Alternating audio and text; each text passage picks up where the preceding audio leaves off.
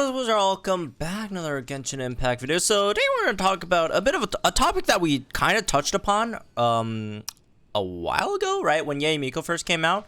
And we're going to talk about it a bit more because I do think Hoyoverse might have found a bit of a solution to it. So if you guys do remember, right, last time we talked about, well, Liyue, looking at some of these recent characters, Liyue, Shenhe, Ayato, Yunjin, right, etc., right, they have a bit of a new player gate where if you look at her, you know, their ascension materials, if you look at their talent materials, right, all that stuff, they are slightly locked behind some serious progression, serious story progression, right?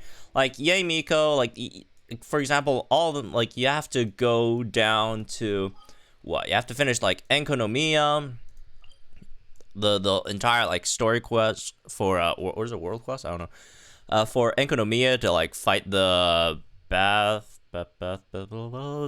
I don't know what this word is. The Vishaps, right down there to get the ascension materials. You need to get to, like, you know, first specifically you get to unlock Inazuma in the first place to get the talent materials, right? Which unlocking Inazuma in and of itself is a pretty it takes a while, right? You have to beat all those prior Archon quests, right? The Kazuha quest, all that stuff, just to get to have the chance of getting to Inazuma. And then after that, again, if you want to do the Enkonomiya quest, it's a massive Inazuma story quest you have to go through as well, right? And all that stuff. So point being, a lot of these newer characters that do require some newer materials to ascend, whether it's their level caps or talents, right? It's a bit of an issue for newer players because it's going to take a while. And usually, you know, the newest characters so far have all been using those newer talent or newer materials, and it just takes newer players a while just to get there. And the obvious issue is, well, if that's gonna be the case, then newer players kind of get screwed over, right? You know, you just think about it. Like, you're a new player, you just download the game, you pulled on one of these banners, or even you spent money to pull on these banners, and you pulled like Ayato, and then you're like, well, I got him, now I can't use him.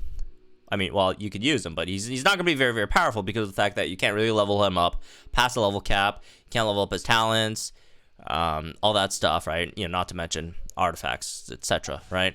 Although newer players generally don't get into artifacts that much.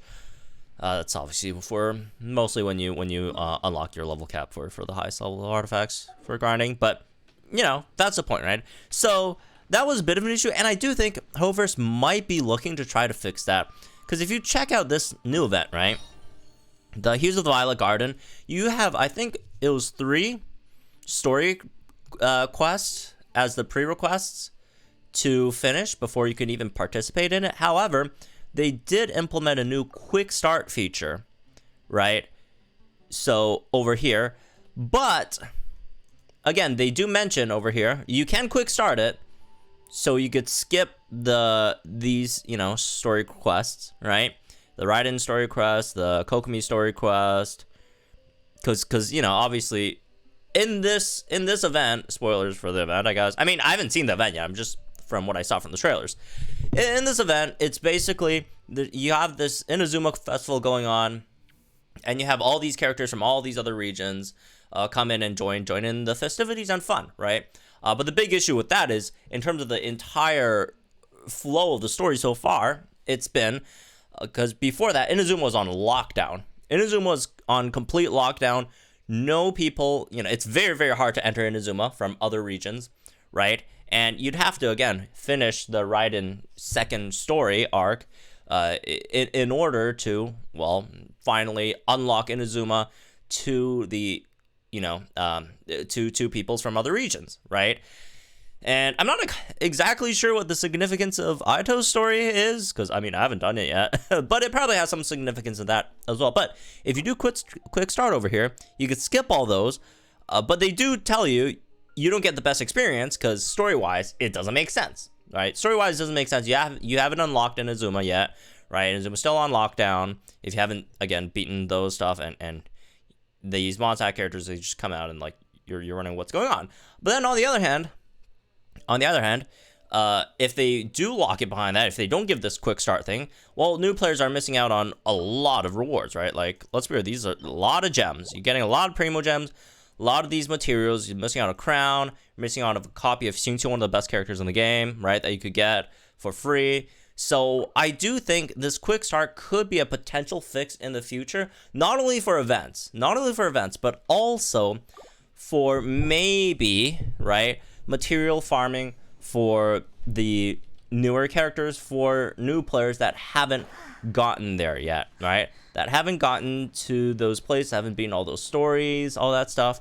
I do think it's a possibility, right? Obviously, there still lies the issue of, well, maybe some of the future, domains or bosses might be a bit difficult for newer players to beat, but at least the game should give new players the option, right, to at least try it out, right? At least have a chance at obtaining those materials instead of waiting forever.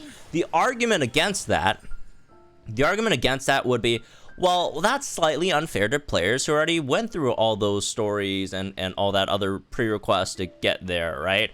Then why would people do all the other stuff? Wouldn't that be a bit of a waste to, go through, well, I'm not going to do the stories anymore. I'm not going to do the events anymore. I'm not going to do this and that to get to that place.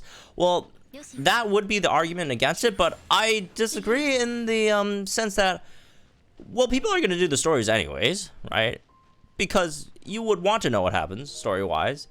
You would want to have that exploration, experience. And if you don't, regardless, that's still a lot of rewards. The story art, it still gives you an extra incentive, right? Outside of unlocking bosses or talent domains, right? Outside of that, stories and events still give you the incentive of doing it regardless, because of the fact that they give you rewards. And you want those rewards. So I don't think that's a really good argument. I think they should just try to, work out and hopefully this one being successful, right? Hopefully this quick start, because this is the first time they've done it, right?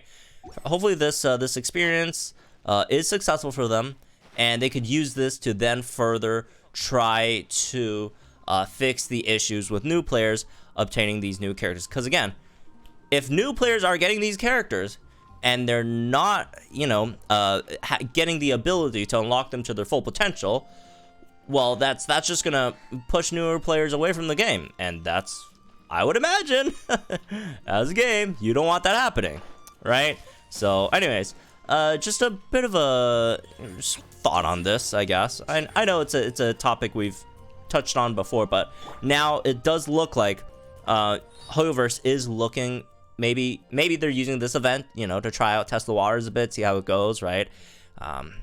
But yeah, hopefully this is a workable solution in the future, right? For, again, not only just events, and by the way, they should keep doing this for events, because, again, these are all these events, at least for characters, all right, man. Newer players, it will take a while, but you'll eventually get there. These events are time limited, right? And for those who don't have, that much time to go through like 70 hours of story content, you get the time limited rewards and event experience, right? But yeah, like I guess the character maybe, not that, but at least for the events in the future, they should always do this. Again, it sucks. You're missing out on story content. You're missing out on, what makes this event happen. What events led up to this event, right?